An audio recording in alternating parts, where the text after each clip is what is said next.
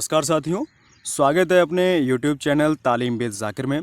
शिक्षण विधियों की इस श्रृंखला में आज हम हर्वर्टीय उपागम अर्थात हर्वर्ट की पंचपदी विधि के बारे में पढ़ेंगे। तो सर्वप्रथम देख लेते हैं कि इस वीडियो के माध्यम से हम किन किन बिंदुओं को पढ़ेंगे। सबसे पहले इस विधि के प्रतिपादक पढ़ेंगे और उसके बाद उनके द्वारा निर्मित पद और प्रत्येक पद को अच्छे से समझने का प्रयास करेंगे। इसके बाद इनके शिष्यों द्वारा जो निर्मित पद हैं उन पदों को पढ़ेंगे और प्रत्येक पद को समझने का प्रयास करेंगे। साथ ही इस विधि के कुछ गुण हैं जो हमने इस वीडियो में पढ़ेंगे और उसके बाद अंत में इस विधि से पूछे गए विभिन्न परीक्षाओं के कुछ प्रश्न भी इस वीडियो के माध्यम से पढ़ेंगे। तो यदि अभी तक आपने इस चैनल को सब्सक्राइब नहीं किया है तो सब्सक्राइब कर सकते हैं और अपने साथियों को भी शेयर कर सकते हैं। तो चलिए आगे बढ़ते हैं बिना किसी समय गवाए हुए। सर्वप्रथम बात आती है कि प्रतिपादक कौन है इस विधि के। तो इस विधि के प्रतिपादक जो हैं वह J.F. हर्वर्ट महोदय हैं। हर्वर्ट महोदय ने दैनिक पाठ्य योजना के निर्माण हेतु 4 सिद्धांत अथवा पद निर्मित किए थे जो कि निम्नलिखित हैं, जिसमें पहला पद रहता है स्पष्टता, दूसरा पद संबद्ध, तीसरा पद व्यवस्था और चतुर्थ पद जो है वह विधि अथवा प्रयोग है। तो समझ लेते हैं प्रत्येक पद को। स्पष्टता में शिक्षक को जो नवीन तथ्य अथवा विषय सामग्री विद्यार्थियों को प्रदान करने जा रहा है उस विषय सामग्री अथवा तथ्य को स्पष्ट रूप से विद्यार्थियों के सामने प्रस्तुत करें। द्वितीय पद में संबद्ध है। संबद्ध में शिक्षक जो है नवीन ज्ञान या नवीन विषय सामग्री जो विद्यार्थियों को प्रदान करेगा उस नवीन ज्ञान को विद्यार्थियों के पूर्व ज्ञान से संबद्ध करे। तृतीय पद जो है उसमें व्यवस्था की बात आती है। तो व्यवस्था में जो शिक्षार्थियों का संचित ज्ञान है और जो नवीन ज्ञान प्रदान किया है विद्यार्थियों ने अध्यापक के माध्यम से उनको एक व्यवस्थित क्रम में प्रस्तुत करें। अंत में आती है विधि अथवा प्रयोग। विधि अथवा प्रयोग में जो अध्यापक है वह यह पता करेगा कि जो नवीन ज्ञान प्रदान किया गया है शिक्षार्थियों को उसको कितना समझा है शिक्षार्थियों ने, उसके लिए वह लिखित कार्य या गृह कार्य दे सकता है उसी विषय सामग्री अथवा तथ्य से संबंधित। तो आगे बढ़ते हैं। तो बात आती है कि J.F. हर्वर्ट के 3 शिष्यों ने तीन शिष्य कौन थे? जिलर, राइन, हर्वर्ट, स्पेंसर। देखिए यहाँ पर हर्वर्ट स्पेंसर है जो कि J.F. हर्वर्ट के शिष्य थे। तो यहाँ पर कन्फ्यूज़न नहीं होना है कि अगर हर्वर्ट स्पेंसर की बात आती है तो वह शिष्य हैं J.F. हर्वर्ट के और जो प्रतिपादक हैं इस विधि के वो J.F. हर्वर्ट ही हैं। तो जो J.F. हर्वर्ट ने 4 पद निर्मित किए थे दैनिक पाठ्य योजना के लिए, दैनिक पाठ्य योजना के निर्माण के लिए, उन 4 पदों पर विवाद हो गया और उनको अमान्य कर दिया गया। फिर इनके शिष्यों ने जिलर, राइन व हर्वर्ट स्पेंसर ने इन 4 पदों के आधार पर ही दैनिक पाठ्य योजना के 5 पद निर्मित किए। कितने पद निर्मित किए? 5 पद निर्मित किए और 5 पद निर्मित हुए, इसीलिए इस विधि को पंचपदी विधि कहते हैं या हर्वर्ट की पंचपदी विधि भी कहते हैं। तो समझ लेते हैं सर्वप्रथम कि किस शिष्य ने इनके किस पद को क्या नाम दिया। तो सबसे पहली बात आती है जिलर। जिलर ने जो स्पष्टता पद था J.F. हर्वर्ट का, स्पष्टता जो पद था उस पद को 2 भागों में विभाजित कर दिया। पहला इन्होंने प्रस्तावना दिया उसमें और दूसरा पद जो है वह प्रस्तुतिकरण दिया। प्रस्तुतिकरण को विषयोस्थापना भी कहते हैं। उसके बाद इनके द्वितीय शिष्य आए जिनका नाम था राइन।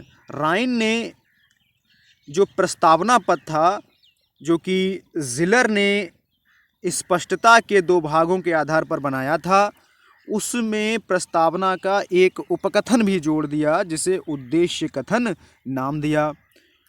इसके बाद हर्वर्ट के जो शिष्यों ने शेष 3 पदों के नाम भी इस प्रकार परिवर्तित कर दिए।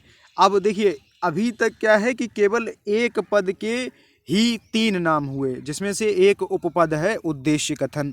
अब बचे हुए जो 3 पद हैं JF हर्बर्ट महोदय के, उन पदों के भी नाम परिवर्तित कर दिए थे इन शिष्यों ने और उसकी क्रियाविधि भी परिवर्तित कर दी।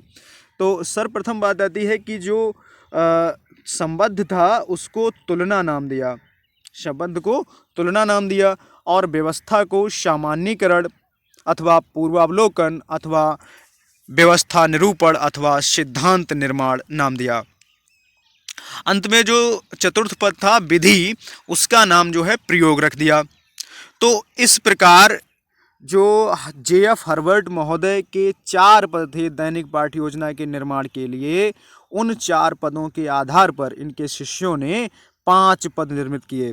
और वो अंतिम 5 पद कुछ इस प्रकार हैं, जिसमें सबसे पहले आता है प्रस्तावना, और प्रस्तावना का एक उपकथन बनाया था उद्देश्य कथन राइन ने। फिर दूसरा रहता है प्रस्तुतिकरण, फिर आता है तुलना, और चतुर्थ जो है वह सामान्यीकरण, और पंचम जो है वह प्रयोग।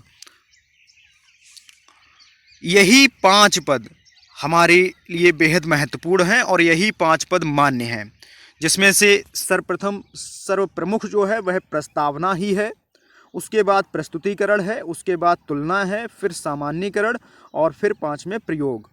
ये क्रम भी परीक्षा में पूछा जा सकता है या पूछा गया हो सकता है।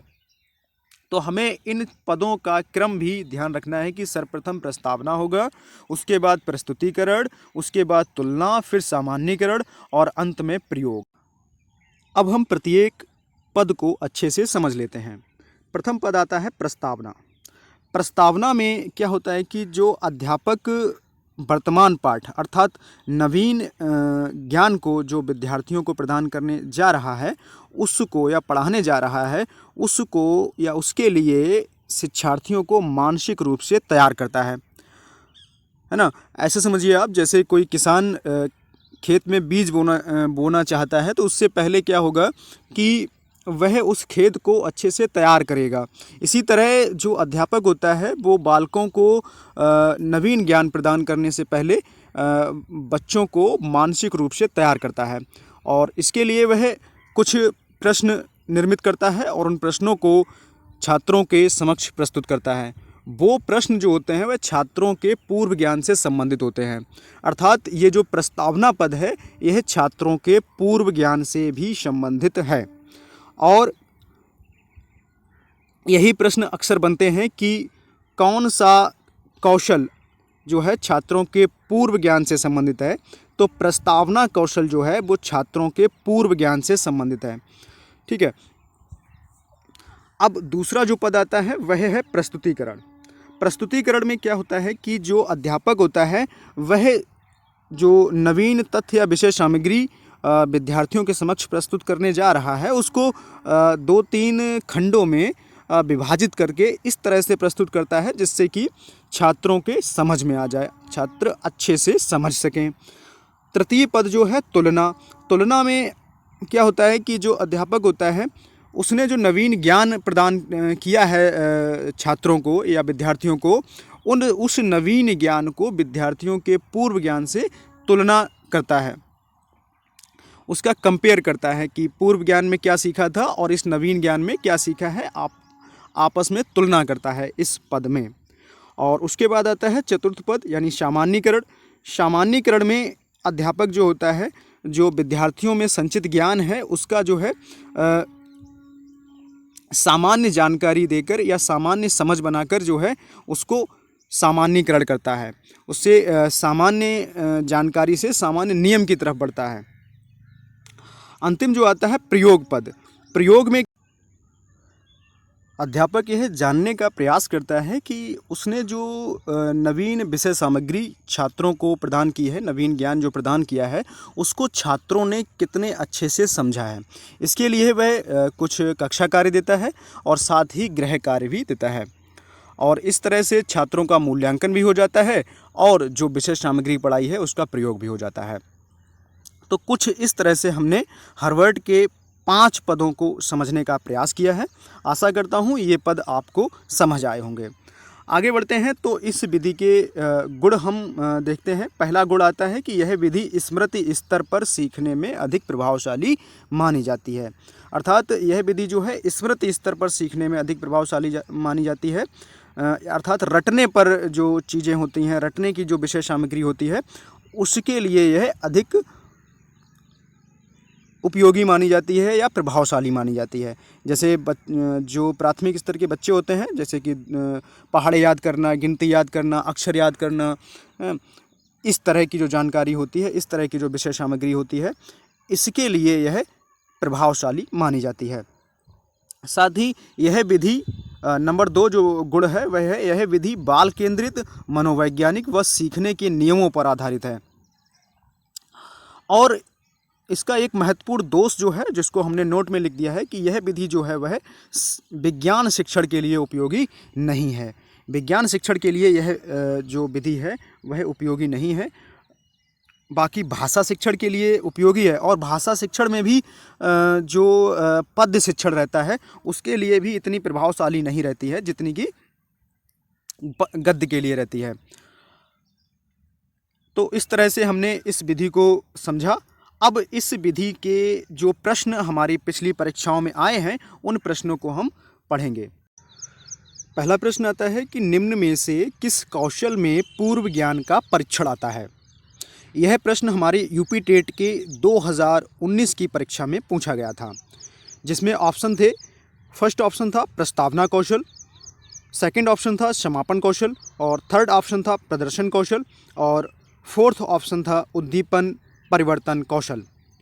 और जैसा कि हम प्रस्तावना पद में समझ चुके हैं कि जो अध्यापक होता है वो जो नवीन ज्ञान जो छात्रों को प्रदान करने जा रहा है उसका छात्रों के पूर्व ज्ञान से संबंध करता है ना। तो इसका जो उत्तर हो जाएगा वह हमारा प्रस्तावना कौशल होगा। और यही प्रश्न जो है हमारी जो उत्तर प्रदेश की अध्यापक भर्ती परीक्षा जो हुई थी 2019 की, उसमें भी यही प्रश्न आया था। बस क्या था, पूछने का तरीका उल्टा था, यानी प्रश्न दूसरी तरह से पूछ दिया गया था। उसमें पूछा गया था कि प्रस्तावना कौशल का संघटक क्या है। तो प्रस्तावना कौशल का संघटक पूर्व ज्ञान होगा। सेकंड क्वेश्चन जो है वह है हार्वर्ड उपागम के पद हैं। हमने समझा कि जो JF हार्वर्ड थे उन्होंने तो केवल 4 पद दिए थे, और उन 4 पदों पर क्या हो गया था, विवाद हो गया था और उनको अमान्य कर दिया गया था। फिर बाद में जो हार्वर्ड के शिष्य थे अथवा अनुयायी थे, उन्होंने उसी 4 पदों से 5 प्रमुख पदों का निर्माण किया था। इसीलिए इसे हार्वर्ड की पंचपदी विधि भी कहा जाता है। अर्थात हार्वर्ड उपागम के 5 पद हैं। तो इसमें जो फर्स्ट ऑप्शन है 3 वह भी गलत है, और थर्ड ऑप्शन जो 8 है वह भी गलत है, और फोर्थ ऑप्शन जो 9 है वह भी गलत है। सही ऑप्शन हमारा होगा दूसरा जो कि 5 है। तो साथियों, इस वीडियो में बस इतना ही। आप जुड़े रहिएगा यूट्यूब चैनल तालीम विद ज़ाकिर से। मिलते हैं अगले वीडियो में एक महत्वपूर्ण टॉपिक के साथ। तब तक के लिए नमस्कार, जय हिंद।